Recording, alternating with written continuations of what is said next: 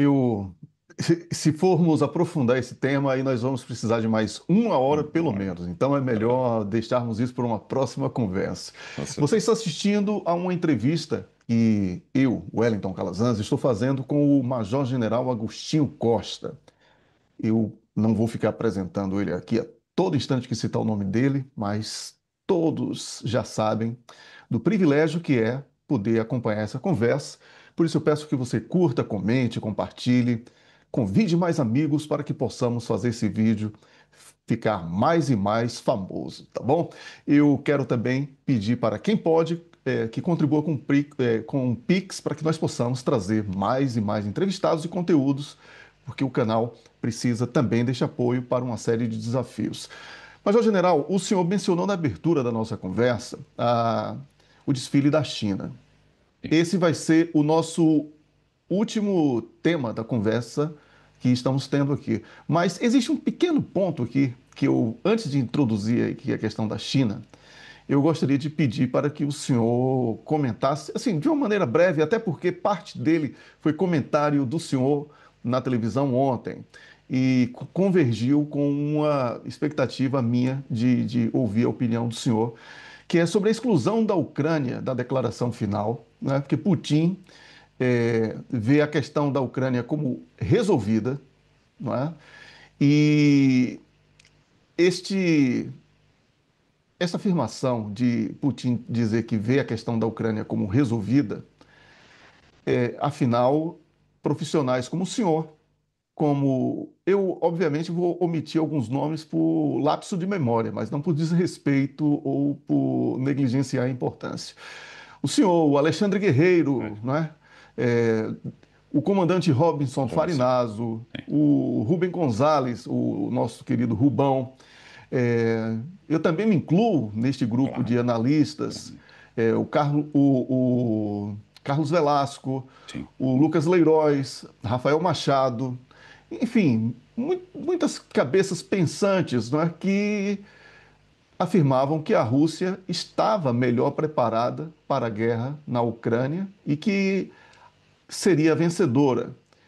Bem, considerando as palavras de Putin, que praticamente é uma declaração de vitória, não é? Sim. Sim.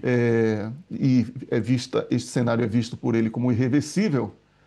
Como ficam Ucrânia, União Europeia e NATO? Inclusive, eu enviei para o senhor ontem o que foi Sim. publicado pelo Douglas McGregor, que Sim. ele, que ele publicou nas redes Dead, sociais, que a NATO está morta, né? dead Qual a man análise que o walking. senhor pode nos trazer sobre isso? Muito obrigado, Soutor. Muito obrigado. E é efetivamente digamos, a boa forma de concluirmos esta nossa muito agradável troca de impressões e permita-me que o senhor, neste grupo de analistas, o senhor é primo inter pares, tem dado um contributo inexcedível ao pensamento e à lucidez com que estes assuntos que normalmente despertam, e é natural, despertam muita emoção e que implica uma análise racional, com alguma frieza, algum distanciamento digamos, mais cognitiva e menos emocional e mais com substância e menos na forma. E nesse aspecto,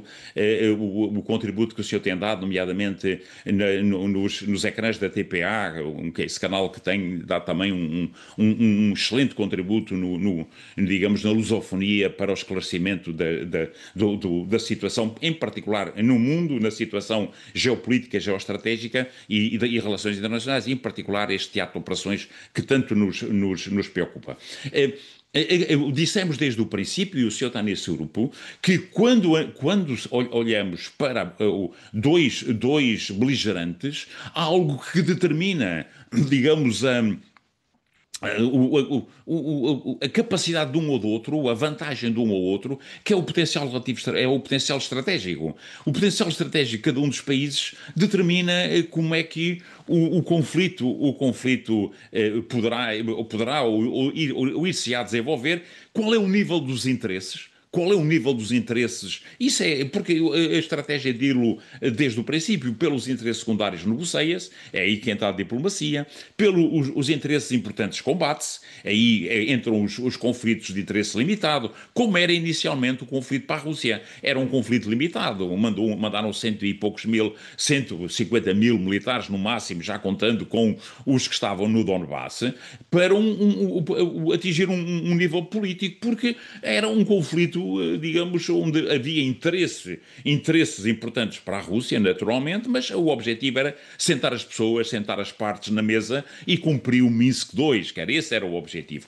E para os interesses vitais morre-se. Ora, este conflito na Ucrânia virou um conflito vital para a Ucrânia, naturalmente, porque a partir do momento que faliu ou que colapsaram as negociações em Istambul, digamos, deixou de ter uma solução política simples, que é aquela que estão a negociar agora, diga-se de passagem, deixou de ter para passar a ser uma guerra até o último ucraniano, até o último russo.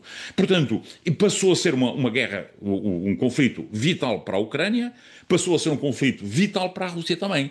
Porque quando o objetivo do Ocidente passa a ser uma derrota estratégica da Rússia, a derrota estratégica consubstancia a mudança de regime e a fragmentação do país, a balcanização do país, que é aquilo que se pretendem fazer também no Irão, como se diz no Brasil. Portanto, a balcanização do país, aquilo que vemos hoje na Síria, os drusos a querer fazer um Estado independente no Sul, os alauítas a querer fazer um Estado independente, os curdos já absorveram metade do país e os americanos a mudar as suas bases do Iraque para a zona curda, no Iraque. Portanto, a balcanização.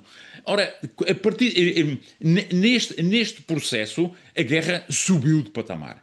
E subiu de patamar e os russos, naturalmente, os ucranianos estão a colocar todas as energias nesta guerra, os russos estão a procurar, digamos, manter esta guerra ad eternum, isto é, entrar, se necessário, ad eternum, isto é, atingindo um patamar de equilíbrio em que aquilo que produzem em termos militares, aquilo que a economia resiste em relação às sanções, e manter a população, digamos, com os níveis de qualidade de vida que, digamos, impeçam um levantamento popular, que era esse o objetivo do Ocidente, quando o Ocidente entrou nesta guerra, que foi logo a seguir, precisamente, à ida de Boris Johnson a Kiev e ter dito a Zelensky, vá para a frente, que nós estamos aqui, apoiamo-lo as long as it takes. Lembramos que esta frase ouvimos até à náusea. Ora, estamos quase em 4 anos de guerra. Medinsky perguntou a Umerov quanto tempo é que os senhores querem combater. Nós contra os suecos foram 21 anos.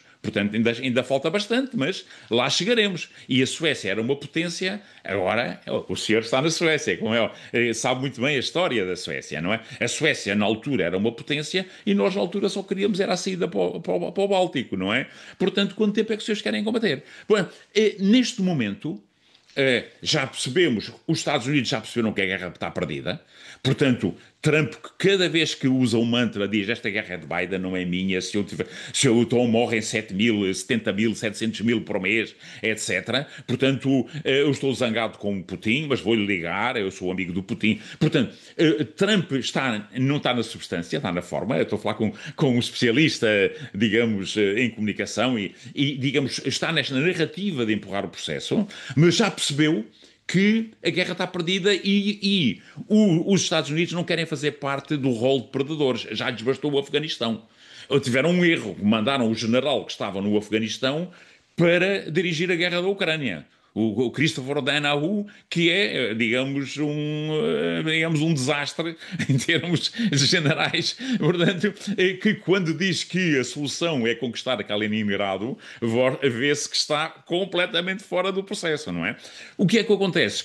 Voltando a Esparta, ao princípio, quando comparamos o potencial estratégico de um país que tem mais de 150 milhões de habitantes, que tem uma indústria, uma base tecnológica industrial que não desmantelou, que não, a seguir digamos, ao fim da Guerra Fria, manteve, e Putin chamou ao Estado as indústrias estratégicas. A parte estratégica da economia está na mão do Estado. E isto permitiu a que Medvedev, em poucos meses, alavancasse a indústria e passasse a produzir em 3 meses aquilo que todo o Ocidente alargado, onde está os Estados Unidos, não produz num ano. Portanto, o potencial estratégico é incomparavelmente de vantagem à Rússia. A doutrina, mas antes disso, a questão dos recursos, portanto, os recursos militares, já vimos quem é que tem a vantagem, não é? Os recursos humanos, vemos como é que a Ucrânia faz o recrutamento. É com carrinhas na rua, a pôr homens à força dentro das carrinhas. Portanto, é uma corrida para o fundo, não é? E depois a doutrina militar. Alguém disse, com muita razão, faz-me agora, que nós temos que acompanhar, perceber, o ter fechado, nós, digamos, no mundo, não é? Temos que perceber, olhar como os russos estão a desenvolver esta guerra. Porque isto é uma guerra nova. É uma guerra nova para a qual o Ocidente não está preparado. Não está estruturado. Não está, só há 2 exércitos, como tenho dito, que sabem combater esta guerra, que é o exército ucraniano e o exército russo. Os chineses estão atentos. Vimos na parada. Os drones aéreos, terrestres, navais, inteligência artificial, mais 85% da tecnologia de drones é chinesa, não é? Os drones que os ucranianos lançam contra a Rússia são chineses, não é? Os componentes são chineses. Os drones que os norte-americanos querem agora despertaram para a realidade, tecnologia chinesa. E os chineses dizem com algum sentido de humor, se nós estivéssemos a apoiar a Rússia diretamente neste conflito, olhem para este material, a guerra já tinha acabado há muito tempo. Portanto, em boa verdade, qual é que vai ser a primeira baixa desta guerra? A NATO. A NATO é a primeira baixa. Porque para que é que serve a NATO se, perante o conflito de alta intensidade, a NATO provou aliás, mostrou a sua verdadeira face. A NATO já não é uma aliança militar. A NATO é fundamentalmente um fórum político.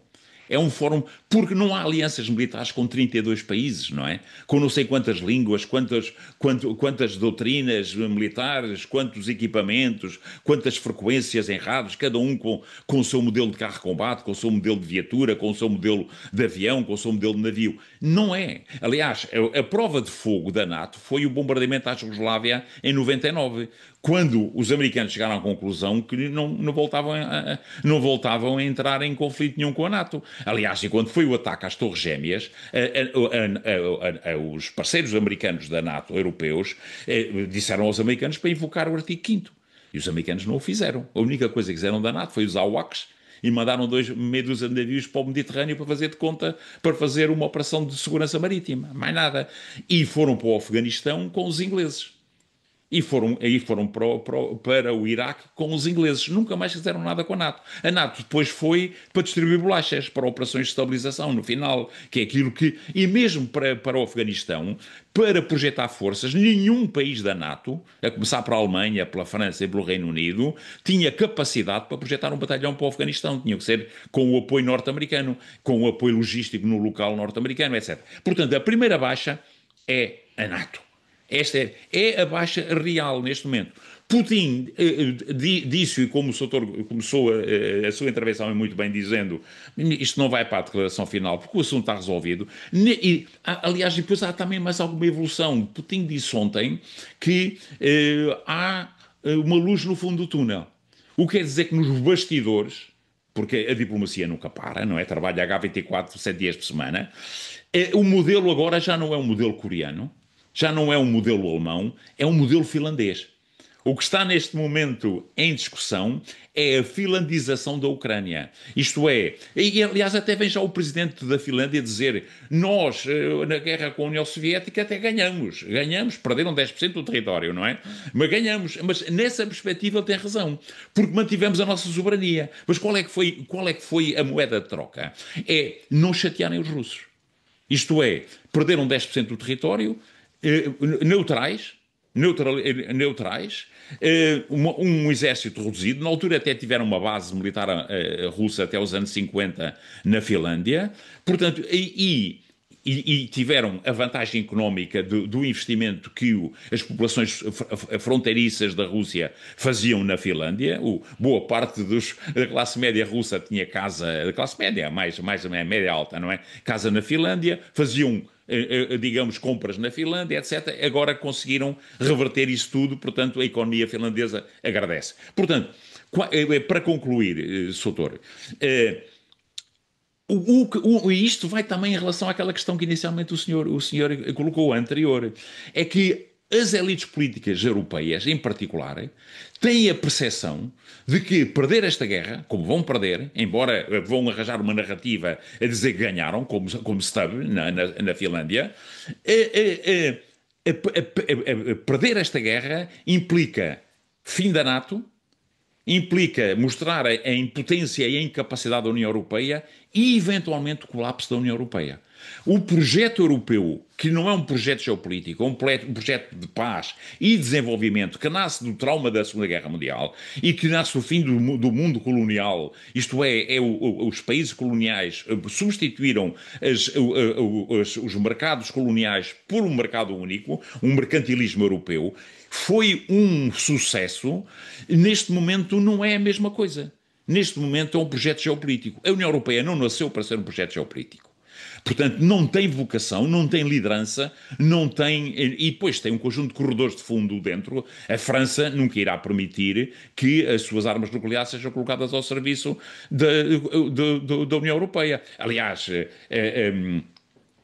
o Eduardo Lourenço, o filósofo português, talvez o filósofo português mais, digamos, destacado dos últimos tempos, dizia que o sonho da França era fazer da Europa uma França. Portanto, o sonho da França era fazer da Europa uma França. Portanto, na União Europeia tem gênese da sua própria autodistribuição, não é? Os polacos voltaram, este novo presidente voltou a pôr em cima da mesa as reparações de guerra. Não sei quantos trilhões, permita-me o termo, não é? Portanto, voltou. Portanto, a gênese da falta de coesão, da própria fragmentação da Europa, está dentro da própria Europa. Está nos britânicos que saltaram fora, não é? Está nos alemães que não sabem, que são talvez os mais europeístas, está nos franceses que a Europa sim, mas desde seja mandada por nós, não é? E está nos polacos que fundamentalmente olham com desconfiança para o leste, mas ainda com mais desconfiança para o oeste. Portanto, este conflito é a consciência de que a perda deste conflito consubstancia o fim da ordem internacional que assegurou a supremacia ocidental americana, mas na qual a Europa tem ido à boleia, se me permite, é isto que tirou sono a Macron, a Merz e a Starmer. Muito obrigado, Major General, Major General Agostinho Costa. Antes de concluir, eu vou pedir assim, muito encarecidamente mesmo, essa é a palavra, que o Obrigado. senhor dedique alguns minutos para eh, falarmos sobre o desfile militar, não é? Sob a liderança do líder, desculpe a redundância, chinês Xi Jinping, na Praça da Paz Celestial, não é? Mostrando, né, que se aquele menino que ficou em frente ao tanque e que ficou imagem do mundo naquela época, se ele tivesse vencido a disputa para o tanque, nós não teríamos a China que vimos agora nesse desfile, né? Mas que mostrou uma China extremamente forte. Assim, quem conhece um pouco do que é o mundo militar Sim, real, né, sabe que a China, sem precisar dizer que tem a força, ela apresentou uma força incomum, uma força que é dissuasiva, porque a filosofia chinesa não é de agressividade, não é uma, ao contrário do que tentam falar a todo claro, instante, claro, não é? claro. E por isso que quem já identificou a China como um parceiro ideal vai largar no bom assento do bonde da história, não é? No assento VIP, vamos falar assim, e não vai ficar ali naquela área descoberta com assentos mais duros e etc., sem direito a toalete ou lanches que servem ao longo da história.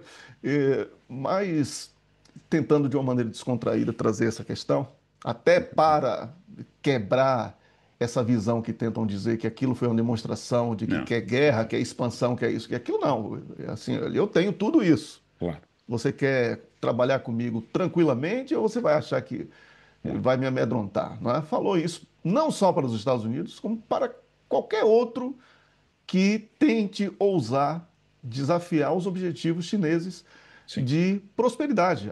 A China investe em ciência e tecnologia, educação.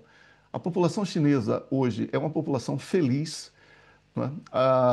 As ruas de qualquer cidade, do interior ou das grandes metrópoles chinesas, elas são exemplo de higiene, segurança pública,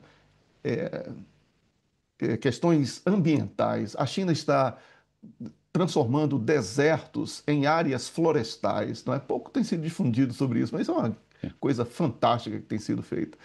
Então, ela ontem mostrou, o senhor já falou sobre a questão da simetria, a questão da tríade nuclear que foi Teoria nuclear. apresentada Sim, também. Tudo isso é uma questão de força.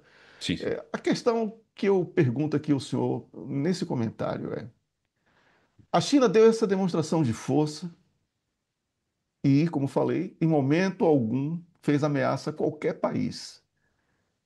Essa força dissuasiva chinesa, na opinião do senhor, será desafiada pelos Estados Unidos da América e pela Europa? Muito obrigado pela questão, Soutor. Muito obrigado pela questão. A Europa vive em distopia. A Europa, mas tem a percepção de que não tem capacidade, não tem força e a população não vai atrás da Europa. Esta é a realidade dos factos. A partir do momento que a Europa entrou também digamos, numa estrutura das suas Forças Armadas, a seguir ao fim da Guerra Fria, e transformou as Forças Armadas em umas Forças Armadas direcionadas para a gestão de crises e conflitos, fundamentalmente desarmando-as, desarticulando-as.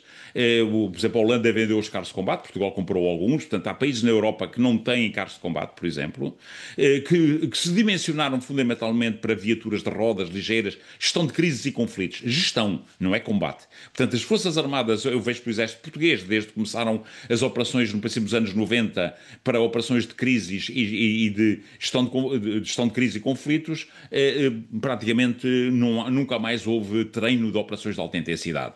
Portanto, e a base tecnológica industrial de defesa transformou-se numa base tecnológica de duplo uso, a da sub, por exemplo, fazia aviões de combate, passou a chamar-se Airbus, não é?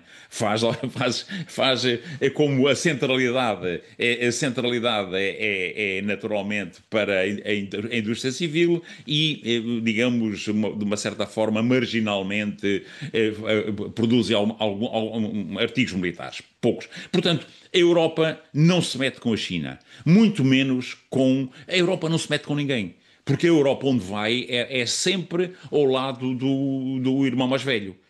Digamos, é um pouco o bullying da escola. Portanto, buller, não é? O tipo grande, mais corpulento, em que o mais pequenino e mas mais agressivo, usa o buller que tem menos cabeça, mas tem mais músculo, e o outro. A Europa é isto. A Europa, aliás, vê-se nesta coligação dos disponíveis, como se fala aqui em Portugal, coligação de vontades, a coalition of willing, como dizem os anglo-saxónicos, sim, mas tem que lá estar os americanos, o backstop, etc.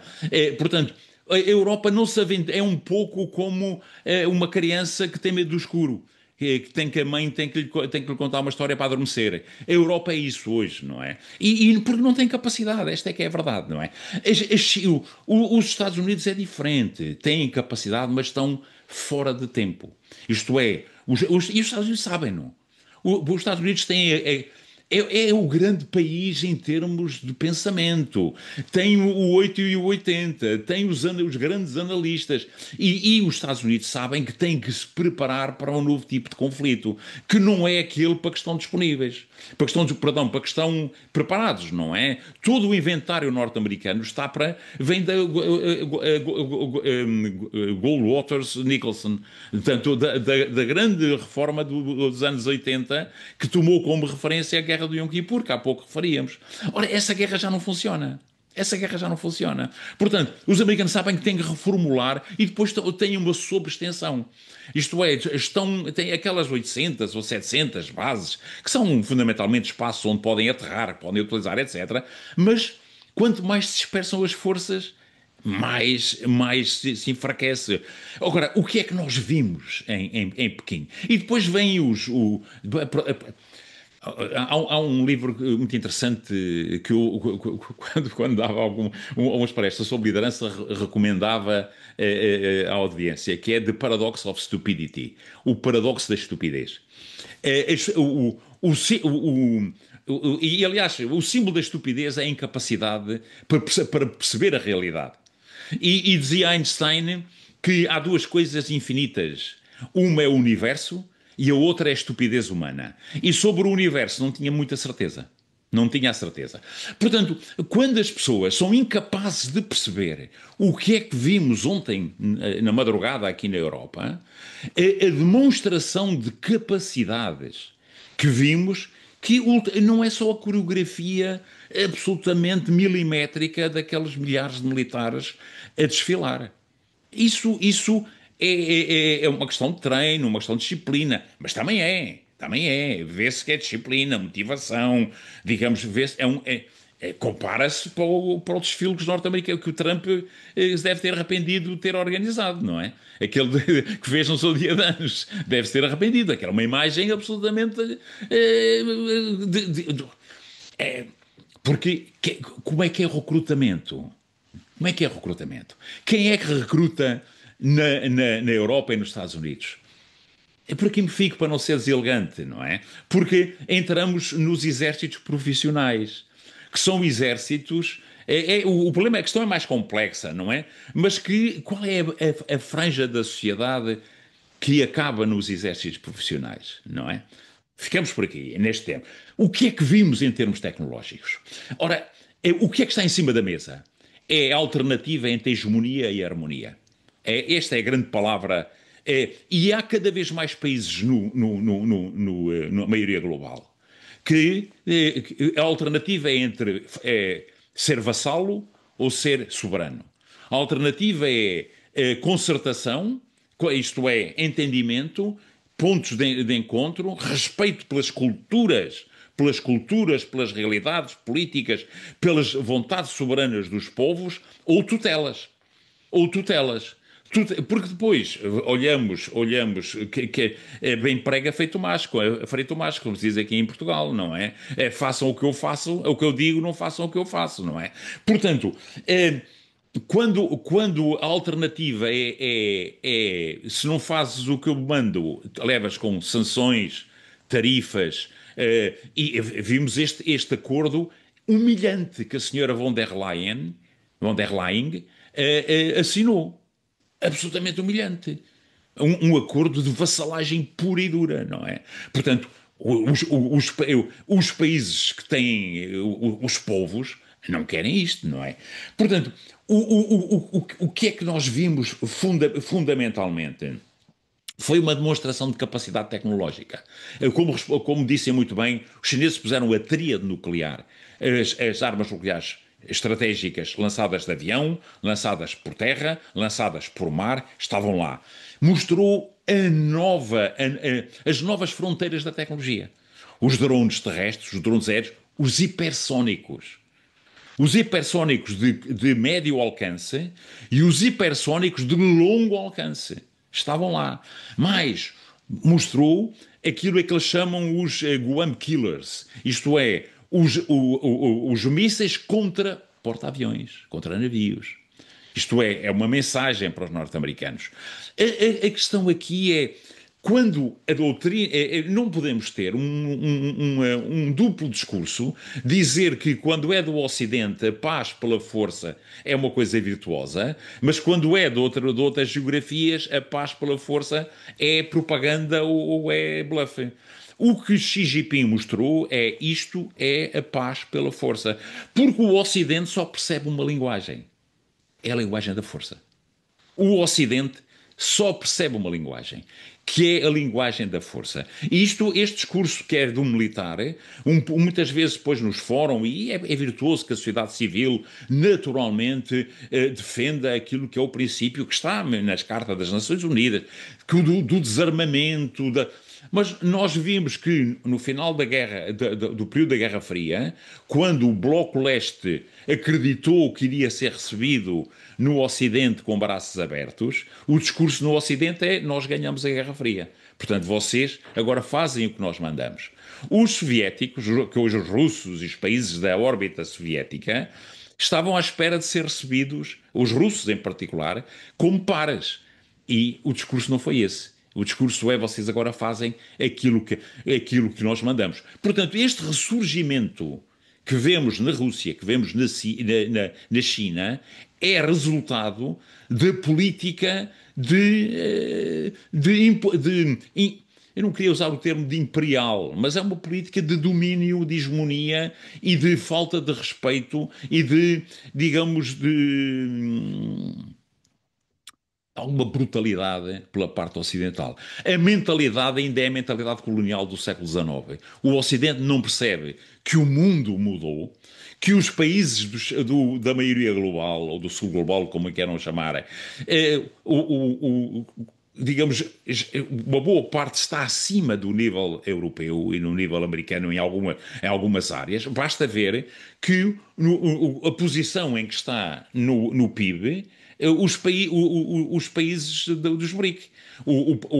No PIB, paridade de poder de compra, o primeiro é a China, o segundo é os Estados Unidos, a terceiro é a Índia, o quarto é a Rússia, o sétimo é o Brasil. Portanto, estamos conversados. Portanto, o mundo está a mudar e isto são as dores de parto do novo mundo. É aquele princípio da armadilha de Tucídides, quando há neste caso não é um país, porque a China não representa só a China, é que é a China, a Índia, a Rússia, o Brasil, é países que são geograficamente potências por natureza. E isso muda tudo. Porque, com isto terminava, a melhor frase que, em relação à geopolítica europeia, é da senhora Mogherini, que é talvez a única alta comissária para a segurança e para as relações externas e para a segurança e vice-presidente da União Europeia, que esteve antes do senhor Borrell, que foi aquele desastre que nós sabemos, e dizia a senhora Mogherini: a Europa tem dois tipos de países, os pequenos e os que ainda não perceberam que são pequenos. Muito obrigado, Major General Agostinho Costa. Espetacular essa exposição, exatamente dentro da expectativa do nosso público, claro que sempre surpreendendo pela positiva. Eu sei que não tivemos tempo, por incrível que pareça, para falarmos sobre Israel. É verdade. Não tivemos tempo para falar, porque a próxima guerra aí está batendo a Está aí? porta, novo confronto, e essa não será de 12 dias, essa poderá Não. ser muito mais rápida, não é?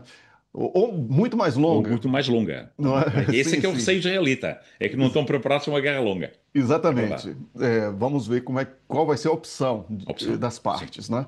claro. Temos a questão de Taiwan, que para mim já está resolvida com a exposição dissuasiva de ontem, Sim, sim, sim. e tudo que envolve o Caribe, e que existem questões muito mais complexas sobre o petróleo venezuelano do que sobre Claro. uma jangada com drogas. É, Supostamente com drogas. supostamente, e depois deste ato, digamos, queremos ver que argumento é que Trump tem para reivindicar o Prémio Nobel da Paz, não é? Quando anda a matar civis desta forma no Caribe e vamos ver o que é que aí vem a seguir, não é? Porque Exatamente. tem que justificar enviar aquela frota, não é? Nem que seja eliminando um conjunto de civis, de pessoas que não. a priori não, que não constituem nenhuma ameaça para a segurança nacional norte-americana. Com certeza. Eu agradeço ao senhor mais uma vez. O canal está à disposição. É sempre uma Muito honra obrigado. tê-lo aqui conosco. Obrigado. A vida não é só de guerra, não É é? verdade. E espero que no próximo mês possamos estar juntos no Brasil ou em Angola Em Angola. para novas atividades, como Com certeza. tivemos a oportunidade mês passado em Lisboa, lugar lindíssimo. Eu sou Absolutamente. solidário ao povo português por causa do acidente que ocorreu Dramático. ontem, não é? Em uma das coisas mais lindas ali de Mais bonito. Portugal. E eu já vi aqui o número de mortos crescente, muito Crescente. sofrimento.